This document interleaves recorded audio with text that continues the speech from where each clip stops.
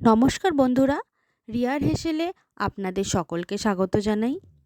ভীষণ শীত পড়েছে, তো এই সময় গরম গরম খিচুড়ি হলে আর সাথে কিছু প্রয়োজন হয় না। তাই আজকে খিচুড়ির এক নতুন রেসিপি নিয়ে হাজির হলাম। প্রথমে ফুলকপি, কুমড়ো, আলু, শিম আমি পরিষ্কার করে কেটে ধুয়ে নিয়েছি।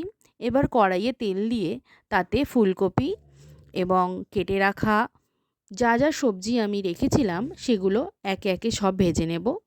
অন্যদিকে মুগ ডাল আমি কড়াইয়ে তেল দিয়ে ভালো করে লাল করে ভেজে নেব এবং হাঁড়িতে জল গরম করে রেখেছিলাম, সেটাতে আমি মুগ ডালটা দিয়ে দেব এবং ঘরে যে রেগুলার আমরা সেদ্ধ চালটা খাই সেটা দিয়ে তার সাথে মুসুর ডাল দিয়ে ভালো করে মিশিয়ে নেব। সব কিছু ফুটে গেলে আমি ভেজে রাখা সমস্ত সবজিগুলো তার মধ্যে দিয়ে কেটে রাখা কাঁচা লঙ্কা, হলুদ গুঁড়ো, স্বাদ অনুযায়ী লবণ দিয়ে ভালো করে মিশিয়ে নেব এবং সব কিছু ভালো করে মেশানো হয়ে গেলে মটরশুঁটি দিয়ে নেব। এবার আমি 3টে ডিম ফেটিয়ে নেব এবং সেটিকে অমলেট করে টুকরো টুকরো কেটে নেব।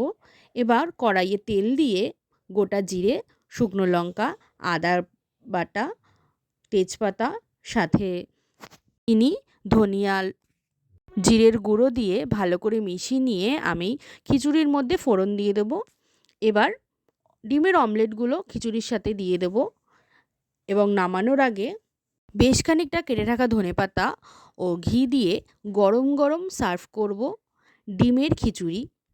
খেতে কিন্তু অসাধারণ হয়েছিল। আপনারাও এই শীতকালে এই রেসিপিটা অবশ্যই ট্রাই করবেন।